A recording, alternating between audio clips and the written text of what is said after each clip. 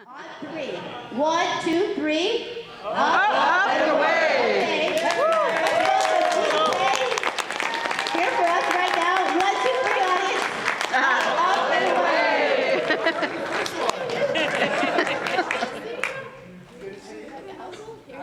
All right. Pop culture professor, you get M&Ms. I do too. Steve King gets M&Ms. Now, I Looks kind of suspect, but doesn't it feel like something you're like, here, look. actually, my face is on there, so you can eat my face if you'd like. Whoa! Whoa, yeah, I didn't say it. I had to say it. Hello. So the way this normally works, which I didn't get to look with the audience, is that there's a microphone right there, and if you want, it's not on, is it? There's a microphone over there. There's a microphone Right there. I have a ghost, as everybody knows in this room, because they were with me an hour ago. So he's messing with me again. So make sure you go over there and stand up, because if you say a question here, the people in the back can't hear you, and that's no fun. We want fun. It's Fun. New Orleans. Definitely fun. We don't have tornadoes here today, although you can carry out in New Orleans. You can what? You can carry out. You can go in, get a hurricane or tornado, and then they Hold put on. it in a cup for you. Wow. Oh, that's right. Then you get a headache. Or be drunk. I Well, say yeah. it's good news. In that order. So we're going to go ahead and let you stand at the mic for questions, because unfortunately, though I talk about mutants and vampires and people who read your minds, I can't read your minds. So if you stand there, we can take your questions. Otherwise, I have to tell you something. Uh-oh. Did you know that we share a birthday? July 31st. That is it. All right. Did you also know, and audience, did you also know that's the day that the Savior was said to be born, the next one coming? Really? Yeah, it could be one of us. Are you So all? it could be you. And I know you are the Angel of God. archangel. Just saying. Is that what that is? Hey, Horns are holding it up. how's everybody doing? New Orleans, you know, I don't know how many people have a headache today. Yeah? Okay, a couple of headaches.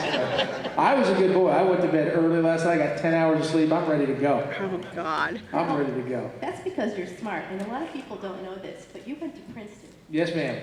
Yes, ma'am. Tell us all about that, because I think a lot of times people see you, they just see how gorgeous you are, and they're like, oh, you're so talented. That's fine. That's just fine with me. Perfect. There's like more to you than that. You're super smart. Well, to all the young athletes out there, I chose to go play football in the Ivy League. You look like a young athlete here. And the decision to go Ivy League is, and if anybody ever tells you that their child or friend got a scholarship to play any sport in the Ivy League, they're not telling you the truth. Because the Ivy League, since its inception and since about 1953, doesn't give out athletic scholarships. I chose to go to what I thought was the best school in the world, play football for them and do the best I could, and then receive that wonderful degree, because you never know how long your athletic career will go. And mine happened to go for about 15 minutes in the NFL, and I got injured, and that was it. So then I had to fall back on that terrible Princeton degree. But it's really worth it. And it's another thing is, you know, you don't choose a coach to go play for that school either. During my tenure at Princeton, we had 3 different head coaches. You just never know. One of them happened to pass away, another one got fired. It's just, you have to be careful with that. So any young athletes out there, go play for Princeton. Do it. Now, after Princeton, how did you get to the acting world? What happened next? Well, actually, I grew up in the acting world. I grew up in Malibu, California. It was rough. It was really tough. Sometimes it was like 65 degrees. Yeah, got really cool, really cold. It was terrible. And my father was a director, so I grew up in and around the film industry. All the kids that I grew up with, they all became actors. In fact, my dad directed a number of them in a film called Young Guns back in the day. So my dad directed that film, and Sean Penn, Chris Penn, Rob Lowe, Charlie Sheen, Emilio Estevez, these are all kids that I grew up with. And I thought, hey, that seems like fun. I went to college. None of them went to college. But they were all having careers while I was still in school. So it was interesting to see them do that. And then when I was in Princeton, I'd go see what my friends did in the summer. Their summer internships on Wall Street and such. And I thought, Wall Street? suit, tie, 80 hours of work a week, or film world. No suit, no tie, cowboy stuff, maybe 70 hours of work on a bad week rather. And I was like, this is much more fun. So that's where I was drawn. I was much more drawn to that creative environment than going to work corporate gigs. It is like, you actually have to be quite a genius actually to kind of do that, because you become a whole other person. It's not, when you're at a corporate desk, you're just at a corporate desk, you're in a cubicle, but when you're acting, you become a whole other person every time, and so you kind of have to be super intelligent to kind of make that actually work. Well, either that or just weird. Weird works well too. Actually, the best actors that I know, the most talented and gifted actors that I know, aren't real happy with themselves. And so it's very easy for them to go and just escape into another character. I'm not that way. I'm a pretty happy guy. So if I'm accused of not being as good an actor as some of the guys who are all crazy, I'm good with that. I want to talk a little bit about Hit the Floor. Can Yes. we talk about that? I'm currently shooting Hit the Floor right now, which is the beard. Somebody was nice enough to give me shaving cream and a razor today. I can't use it, Janine, because they want me to have the beard and be a little bit Scruffy. scruffy. I like the beard. I like it. I got a little gray in it. It's funny. I got a little gray in it. My brother saw that for the first time. He goes, and he's 2 years older than me, although he'll tell you he's 4 years younger. He's lying. And he's like, oh, you got the gray in the beard. I said, yeah. He goes, you should don't keep that. I'm like, are you kidding? I earned this gray. I'm keeping it. It looks super hot. All right. Hey now, right. So Hit the Floor is in its second season. We just started shooting last week. I fortunately had Friday off, so I was able to come in yesterday. I don't have Monday off, so I'll be getting up at the crack of dawn and going right back to work on that. But it's a great show. We did very well last season. Very excited to be back for a second season now. And our exec producer promises a lot of twists and turns, as usual. Ooh. Hey, now this is a fan. You have a question, don't you? Since you're raising the roof over there. Sure. Hi, Dean, and I like the beard, by the way. Thank Yeah. So you wrote Virtually Destroyed, as well as Season's Greetings for Lois and Clark, as well as Pure Country 2. Do you have any more writing projects up your sleeve for 2014? Yes, I have lots and lots and lots. That's the thing about writing. What's so great is when you're acting in films and television and stuff, you have a lot of downtime. You can spend that time talking to your friends or doing other, whatever, or you can spend it being creative. I like to spend it trying to work and do things. So even when I was shooting Lois and Clark, I was sitting there and I was writing episodes of the show, because otherwise I would go kind of stir crazy. And I have a number of projects that I'm writing and rewriting, and projects that I'm developing as a producer, and so on and so forth. So it's a very busy time. And the great thing about Hit the Floor is I'll be finished after the first week in June. So I'll be setting up other projects along the way. That's the thing for an actor. You're always doing your next project, your next gig, and your next thing. And it doesn't stop, because it's a finite period of time that you're going to be working on this project. And then you get to have it, forever, which is great, which is why I like it. And so I have just a plethora. Yes, I said plethora. A lot of them. A lot of projects coming down the pipe. That's awesome. And also, you did a commentary for Season's Greetings, but we're still lacking the Virtually Destroyed one. Can fans be expecting that in the future? Well, I don't know. They brought me in to do all that commentary stuff, and it's been a number of years since the show aired. I'm not going to say how many, but there's 2 digits, that's all I'm going to say. So I doubt that's the case, although I would have loved to. I mean, it was much fun. It was really a lot of fun to do that. It's really fun to write on a project that you're working on. I mean, I enjoy that. And the writing process is great. If I'm writing, I'm happy, because it means I have the time to write.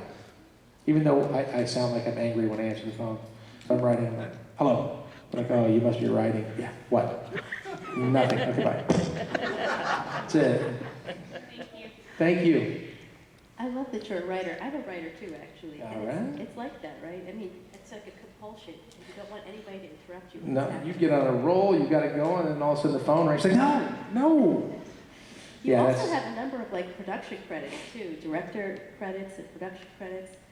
I really think you're like a 21st century Da Vinci. I'll take that. Well, you She can- said it. I am a huge fan of you, of course, in Lois and Clark, but also as Casey in Las Vegas. Oh, that was fun. That was Las a Vegas great was role. a great show to be a part of, especially because it was a fantastic ensemble cast. Yeah. I could listen to James Caan tell stories for hours, and he does.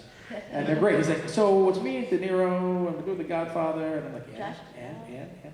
Yeah, Josh Duhamel and James LeJour, two of the nicest guys, good friends of mine, both of them. We played basketball together, so there was a lot of basketball on the set. Just great guys. So and not to mention there were some awfully pretty girls.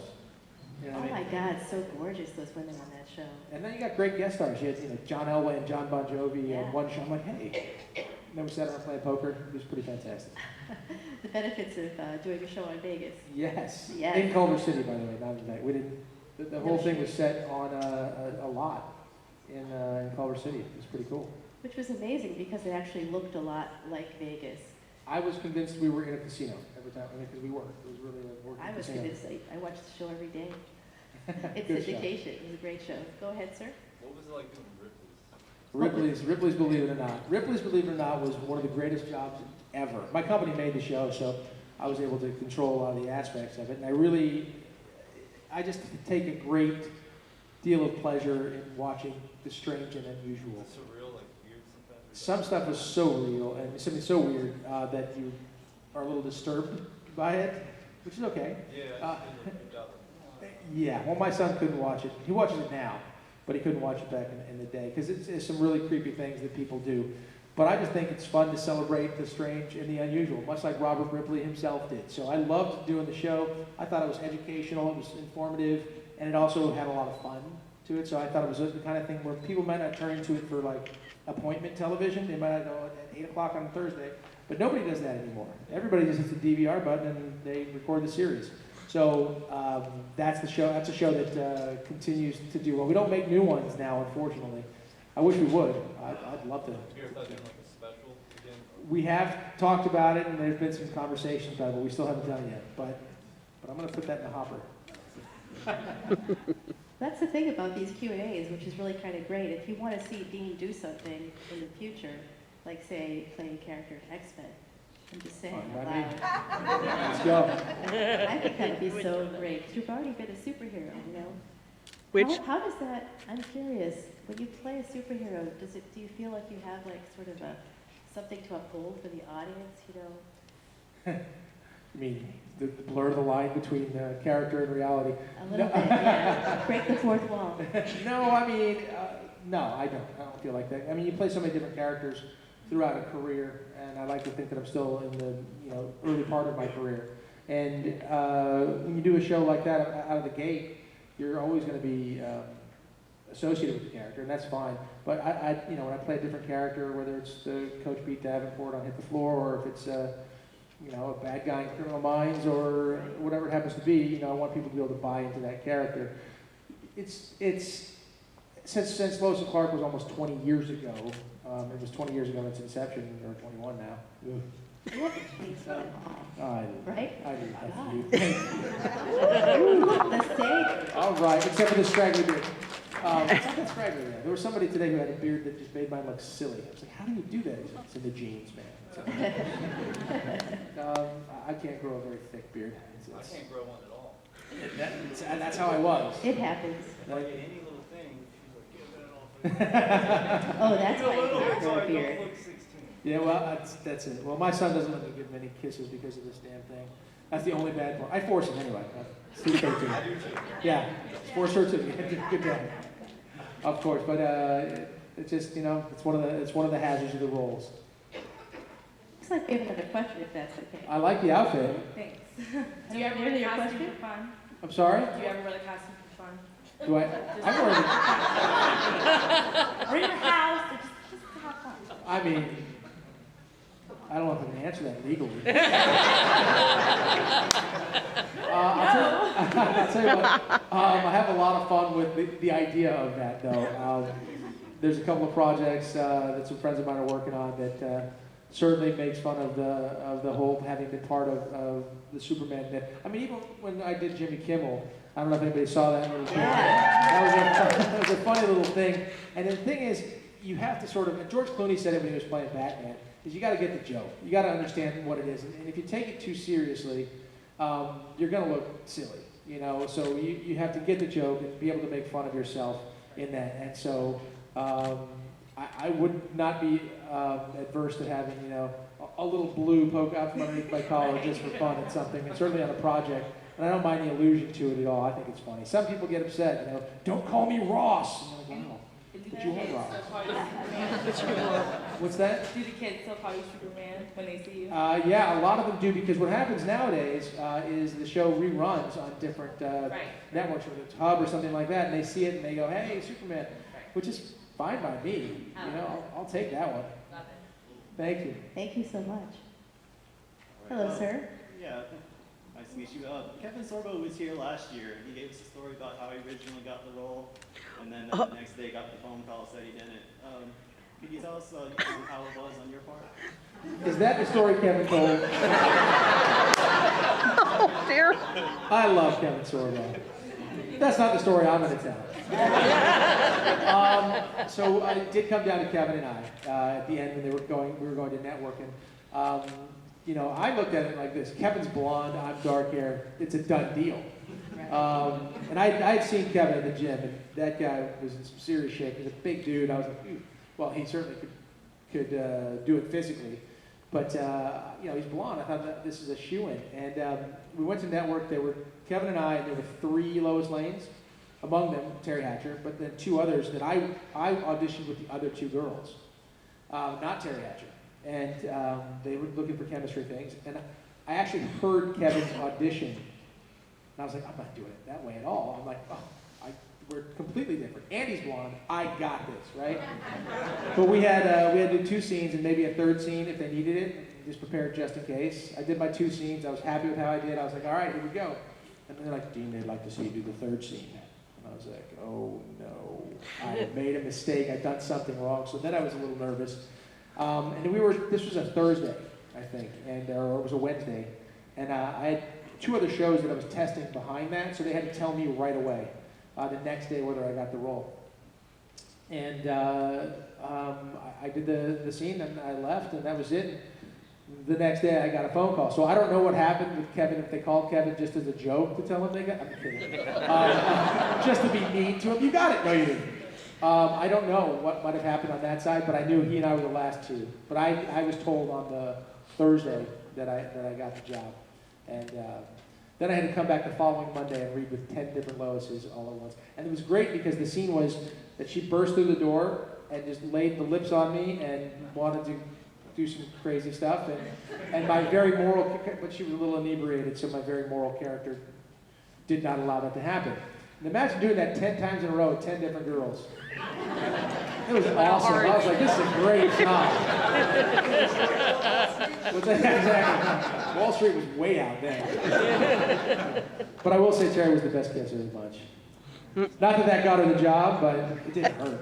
Love it. That's so great. Thanks for that great question. Now, I worked with Jason Priestley in Chicago, and he, of course, is Brandon Walsh at Beverly Hills 90210, and you also were on that show. I have to go there because I just watched the show. So I've been your fan for a long time. That's a long time. God, Hey. that's a long time. I'll tell you this. Jason and Luke Perry the show was huge when I did the show. And I played a character who was from Wisconsin, a college kid, and happened to be, yeah, it's me. So funny. And met Brenda Walsh, Shannon Doherty's character in France. I thought she was a French girl. We hooked up, blah, blah, blah. That sort of ended her relationship with Dylan, who was Luke's character. But I never got to see the guys much or anything, and so I did a few episodes with her, and then I got to come back and meet the guys, and they were so welcoming and so professional and so friendly. Like, hey, thank you so much for being on the show. Thank you, you're doing great work. It's fantastic. And I learned right then how to treat a guest star on a series.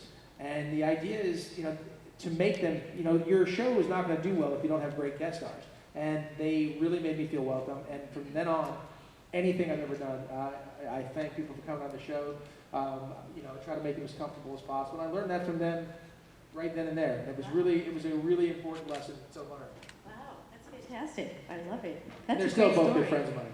Yeah, I mean, I never worked with him before. And he was so, like you say, so welcoming, generous, so fantastic. Hopefully he comes back to Wizard World and hopefully you and I get to work together again too. Yeah, he's also a great director. He really is. Yes, Yeah. he is a great director. Also, all of you are very like, I think that's the thing that I learned the most when I started doing this job and working with people like you, that you're not just beautiful, like there's so much more going on there. Everybody is really, really, really smart and really, really, really put together. Well, not everybody. Well, Not Kevin. Oh! hey, I he's didn't one of say my it. clients too, I actually. And Walker Tall movies, I'll watch those. I like those too. I agree. Oh, Dwayne Johnson. But he is blonde, so. He's blind. He couldn't have played it. But he got Hercules right after. So, and Kevin and I are good friends still. And he does a lot of work. And he's also another guy who's in production, involved in production and such. And that happens these days. It's a lot more. Once you're working in film and television for a while, everybody wants to stick their foot into development and into producing, because it's a really creative medium, and you don't have to forego one for the other. You can be, you can direct one like Ben Affleck did, and then star in another one. That stuff can happen, and I think it's great for actors to get out of their comfort zone. And that also helps you sort of know behind the scenes. As an actor, you begin to learn all those things. And I'm wondering too, if anybody in this audience might sort of want to become an actor, what advice you might give to them about how to do that, like going to school, for example, or taking workshops or anything like that. I have really simple advice to any actor: don't do it. Not kidding. I'm kidding. That was my father's advice to me about acting. He said, "Don't do it." He literally did, because as a parent, the last thing you want to do is have your child ridiculed and or critiqued by every person. And no matter what you do, if you win an Academy Award for it, people will say, "Oh, he was terrible. He's awful. He's got dark hair. He's too short. He's too tall." And that's just what happens. And you don't want your child to be up to that kind of ridicule. So that's tough. Having said that, the most important advice I could ever give to any actor would be just don't listen to the word no, because that's all you're going to hear all the time. You'll always hear. There's one joke that says it's something like, how many actors does it take to play a role? It takes one, right? You think, no, it's 100. One to do it, and then 99 to say they can do it better. And that's the truth. So everything that you do will be critiqued. And every time you go for an audition, you may give the best job of your life, you think it was fantastic, and you don't get the role, and they say, it wasn't very good. And the truth is, you were too tall, or you were too short, or you were blonde, or their cousins already got the role, and they just bring people into audition for this, that, the other thing. There's just a host of reasons for it. So I just say, don't ever listen to the word no. Trust your gut and keep doing it. Very often you hear the story of the actor who was just about to quit the industry, and then they got this role, and then their whole life changed. So it's the kind of thing you have to really love and really want to be a part of. But just don't listen to the word no. Great advice. It's the same advice for writing too. Right. Don't listen to no. Just right. Exactly. We have a couple of questions. Other than Ripley's, it seems like when I was little, you could flip through the TV and you would be the host of some new random variety show. Did you have a favorite show that you liked to host? I really enjoyed. Ripley's was great because it was mine. Again, my company made the show, so that was a lot of fun. And hosting's fun for me. I enjoy that. Even when I guest host the Today Show and things like that, that's a lot of fun. And I'm very comfortable in that arena and that environment. So I would say Ripley's is my favorite thus far, but I think there's some stuff in the future that will involve hosting, whether it's my own show or whether it's sitting on a panel or doing something like that. But I enjoy that. I enjoy being able to talk about whether it's current events or whatever. It's fun for me. Thanks, man. Thank you. Hello. Hi. So keeping with being an actor, and it's kind of a hard thing to get into, and you did defy the odds and your success. And looking at this gentleman said, I remember, you're hosting all kinds of crazy sports shows on MTV and all that kind of stuff. So my question for Dean Cain is, when you've achieved the recognition and the respect, and you open the WizardCon book, and man, you bet. Does that upset Dean? say, hey, I deserve respect. Or is Dean Cain that cool and that nonchalant? And you know what? Whatever, Maddie Bennett. First of all, let me just say I love the way you pose the question. I'm never going to be able to beat that, so I'm gonna say that I'll be the latter. I think it's hysterical. I think it's awesome, and I hope they continue to do that with every single program from this point out. They put a different celebrity's picture with my name on it every single time. I'm okay with that. I'm good. Plus, he's a good-looking dude. You know, he's a good-looking dude. All right.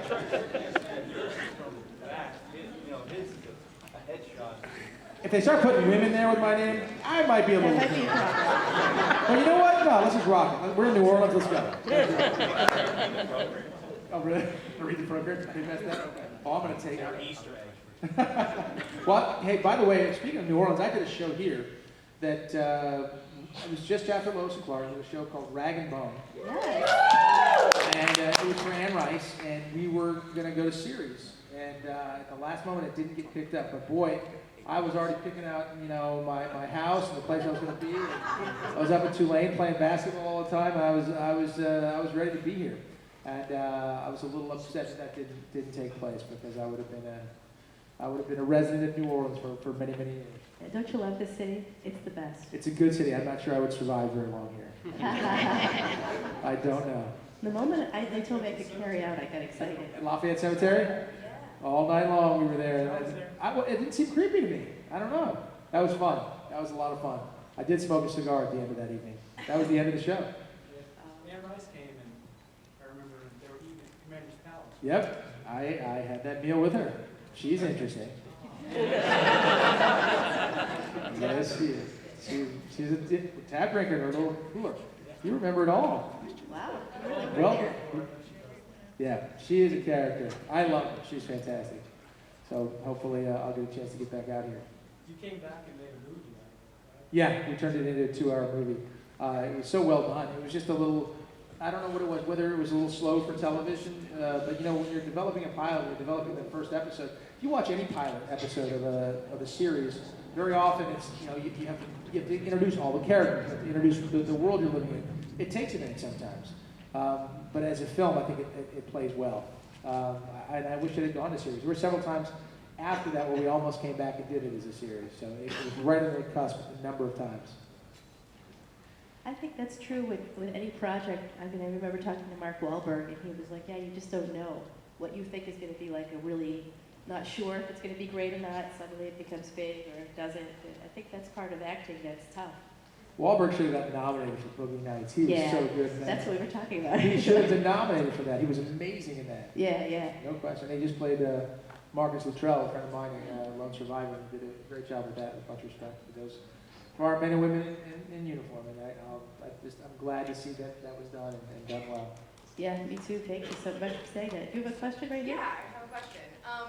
So I would like, I mean, you were writing episodes for Lois and Clark, and you've been in television for a long time. Can you talk a little bit about how you see television changing and what's exciting about television now, particularly as a writer in the writer's room, like from what you're seeing as a viewer and how you're participating as a writer and a creator? Well, there's a number of interesting things with that. One is the viewers now have, you know, with the internet, you have pretty instant feedback. And a lot of people pay attention to those who are writers, producers, creators on shows. They pay attention to that internet chatter, and they listen to what people are saying. And so they will incorporate that into the projects. Sometimes, I would say more often than not, they do. They do pay really close attention to that. And it's weird to have everybody have a say right up front, and it's nice. Adversely, it can also, you know, affect you adversely if you're being sort of dictated, you're trying to please all people. You can't, because you'll never do that. But what I think is really important and exciting about nowadays, there's so much content. There are so many channels. You can do a show like I'm doing now for VH1, who's never done they've done one other 1-hour scripted show. And the show doesn't have to pull these crazy ratings in order to get going. And once you get going with the show, you get into 2-3 seasons, you really get to get the gist of the show. You get the feel of the show, and you get a loyal fan base, and you can stay on air a lot longer. So I enjoy the fact that there's so many places you can put product out there now, and even the webisodes, things like that. You have an idea, you and your buddies have an idea, you can make that happen. With today's technology, you know, you can go out, you can shoot your own web series, and you can put it out there, and you might end up, you know, getting a deal out of it. Worst case scenario, you're making shows that you enjoy, and you and your friends enjoy. I mean, I literally, I told you I grew up with all these kids. We used to have this, you know, I remember Chris Penn and Charlie Sheen would make these little Vietnam era movies. Interesting that Charlie went out to do that, obviously very well. And because I'm a quarter Japanese, I always played the Vietnamese bad guy.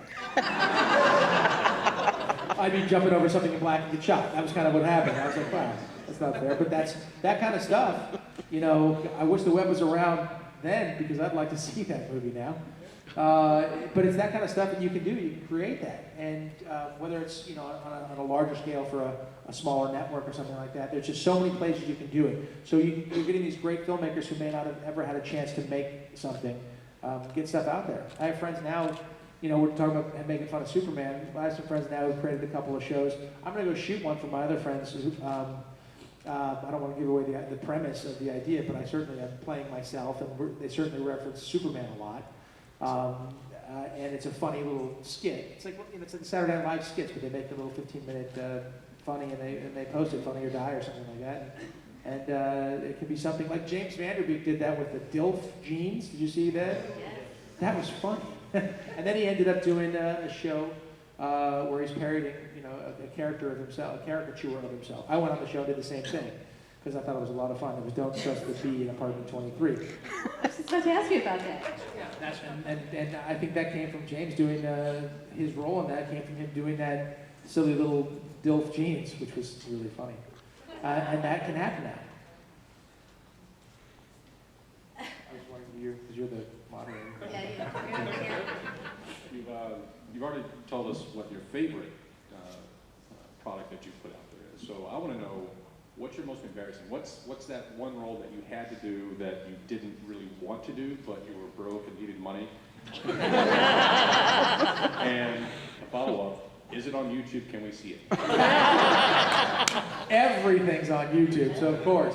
That's a good question. I'd love to address that because I think Michael Cain said it best when someone would ask him why he would do this movie here, and then the next movie was considered a dud or this or that. And they said, why would you make that movie? And the answer is because I'm an actor. That's my job. And you were referencing Mark Wahlberg and saying, you know, how is it that, you know, you go out and you make this thing, you don't know how it's going to be perceived. That's just, every time you go out there, you don't know how it's going to be perceived. You know, whether I make a dog movie for kids for Christmas, you know, my son and those guys, they think that is the greatest movie ever, you know, and they enjoy that. So it really doesn't matter to me. There's nothing that I've done that I'm embarrassed about other than singing in 90210. That was, and that is on YouTube, I'm sure. Because this character I was playing was this cool guy all the way up until I was supposed to break up with her character because she lied to me. And then she didn't like that. So she's like, I can't have a guest star come break up with me. So they turned me into a dork, and I had to sing. And when I read the script, I started sweating profusely. It's like, I can't believe I have to do, yes, the keyboard. Great Balls of Fire. Flaming Wreck. So I had to sing it. So yeah, that to me would be the thing that I look at, and it would put me into sweats now, actually. But that was something, you're on a series, and they tell you this is what you have to do, and I was just like, really? And yeah, I would have chosen not to do it, but I didn't have that choice. So I'll go with that. I'm going to stay with that. I could pick about 6 or 7 others, but I'm not going to. You have a question, sir? Reality TV, as it is now, to me, it's just, you know, just some of the crap that they put on. Now let's talk about some real reality TV. Starshine Stripes, is there going to be a 2? Well, I will agree with you. I'm not a big reality TV guy. And they talk about things like The Hills were scripted, and they're the OC. You know, and obviously those things are fabricated, semi-not scripted reality shows. I can't really watch that stuff. I don't quite get it. But clearly there's a market for it. There's an audience, and people do. It's not my cup of tea. but it does well, and I just can't watch them. Stars Are Stripes was one of the greatest projects I was ever involved in. When I got it. Yeah, thank you. I mean, it was, True reality TV. that was true. That was true reality TV because it was a competition, and really what it was a love letter to our men and women in uniform, and first responders, and saying, look, thank you. We realize how hard your job is. We'll go on some training missions, give all the money to charities that support first responders, law enforcement, and military, and we'll jump into your shoes for a minute. And it was one of the toughest situations, toughest things that I've ever experienced, but one of the most rewarding. I'm lifelong friends with all of the operatives. Chris Kyle was one of my heroes, and unfortunately he passed away.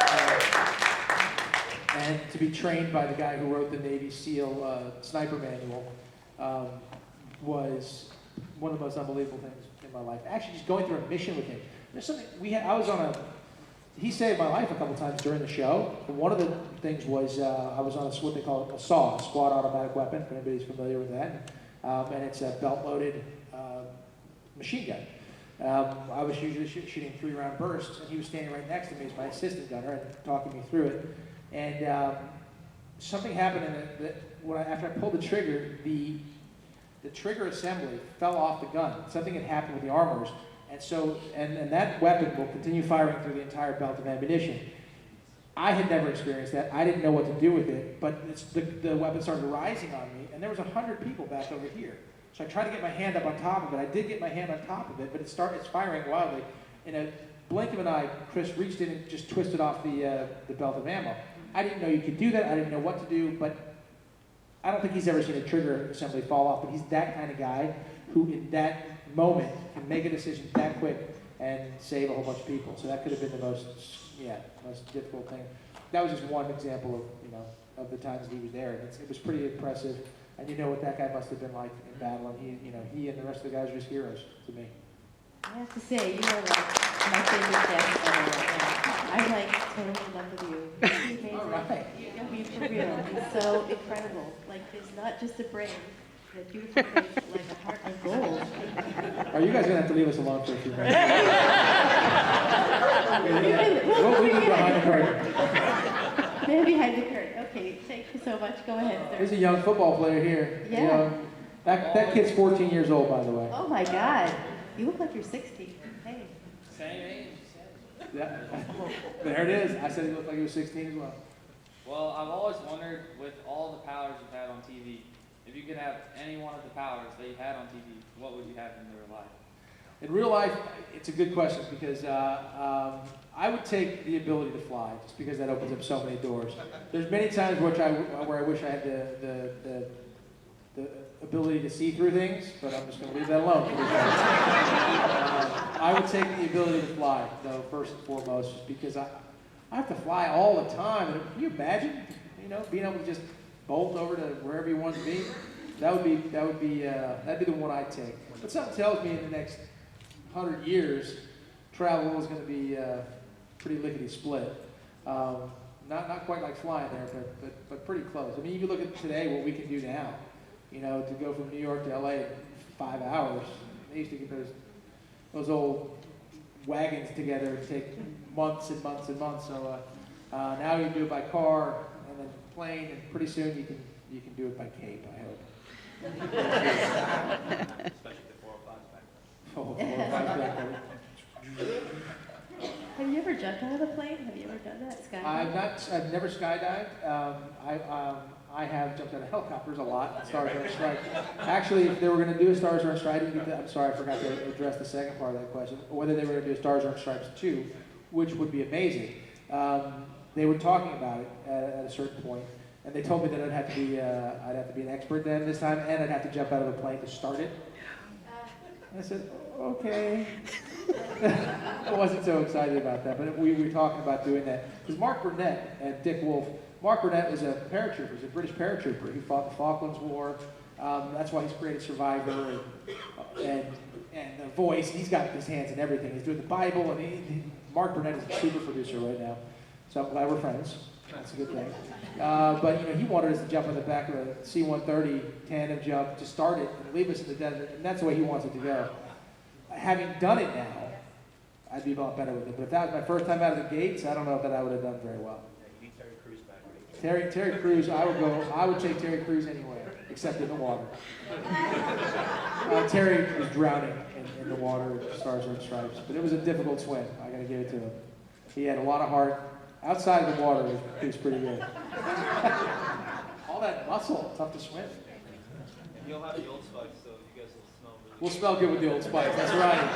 Absolutely. That guy's one of the hardest working, best guys I know. Terry Crews. He's just a phenomenal guy. What's that? And he did football, didn't Yeah, he was a football player. He was we used to call special teams the Suicide Squad, especially the guys who run down a kickoff, wedge busters. Terry Crews, like a missile. Yeah, he was a linebacker. I have another question for you. I'm wondering if there's any charity or anything in particular that you want to talk about with the audience that you really believe in, passionate Well, one of the things is the charity, you get a lot of opportunity once you achieve a certain level of success or fame. And so you could literally do charity stuff all day, every day. And you can lend your name to a lot of causes. You can bring a light to a lot of causes that maybe wouldn't have gotten any attention. It's a great thing. Yeah. I do tons of stuff for our military, our law enforcement, and first responders. I do that because I have great respect for them, and they deserve it. There's no doubt.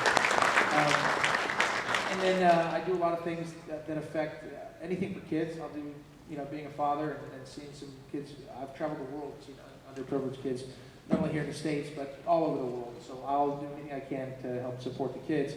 But then things happen to you that affect your life. Like my father had cancer, and I was very open to doing anything for cancer charities, things like that, because you realize how difficult it is. So it's hard to choose just a few to do. I will try to do as many as I possibly can. Heart of gold. Yeah, well, it's a wonderful perk to being able to just being able to draw attention to something like that doesn't get the attention. I mean, I did a film called Mile in His Shoes, which is a baseball film. It was a lot of fun, and the lead character had Asperger's. And I met a gentleman today whose son has Asperger's, and we discussed it, and they watched that film together, and that was a pretty rewarding thing to hear him say, the kid loved the show and thought it was fantastic, and really identify with the character. I'm totally in love with him now. All right. Sorry, you're just amazing. We're going behind the curtain. Yeah, we'll see you later. We actually have, if you could believe it, because this time has totally flown by, we have about 6 minutes left. So what I wanted to ask you, if you could tell us the next project that we'll be seeing you in and what you'd like us to be looking for you, and I want to know. We want the scoop. All right. Well, currently I have 2 shows going. Well, one's airing. I finished shooting. It's called $10 Million Bigfoot Bounty. Talk about those who are hosting. Yes, I will host almost anything. I love doing it because it's one of those questions I've always wanted to have the answer to. And I thought, the opportunity to lead an expedition to answer that definitively would be pretty amazing. Plus, there's $10 million on the line. I'd love to give away somebody else's $10 million. That'd be fantastic. I'd love to win it. My son was all excited. He's like, Dad, can we win it? I'm like, no, we can't. He says, what? We can't. Why are we even going? I'm like, because they pay me to go. And you're going too. And so we shot that, and my son came with me, and that was a lot of fun all summer. So that we have another episode or 2 of that to air, and that's on Spike TV. Airs on Friday. So check that out. It's almost over. And then, and I can't tell you whether we gave away the $10 million or not. By law, I can't say a word. But I like to say that looking for Bigfoot is the same as dating. Skeptical but hopeful. And then I'm currently shooting Hit the Floor Season 2, which starts airing May 26th on VH1, and that's a lot of fun. It's a lot of fun. So that's in between that, I will be shooting another Christmas movie. Go ahead, say it. What's called Noel. We will start shooting very shortly, actually. Yes, because you have a lot of those holiday I'm movies. going for the Christmas world record. We've got Easter in there too. Dogs Who Saved Easter. Easter, 4th of July. Because It's we a want to holiday. see you, no matter what holiday, you make it better. I'll take that. Yes, I love it. It's true.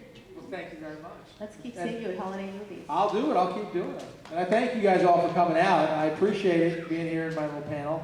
And hopefully Will you be signing autographs later? I will be all day today. All day tomorrow? Or half a day tomorrow. I have to get back to LA because I have to be at work very early on Monday, and that's going to come too quick. Well, thank you so much. You are definitely one of my favorite guests. Thank you all.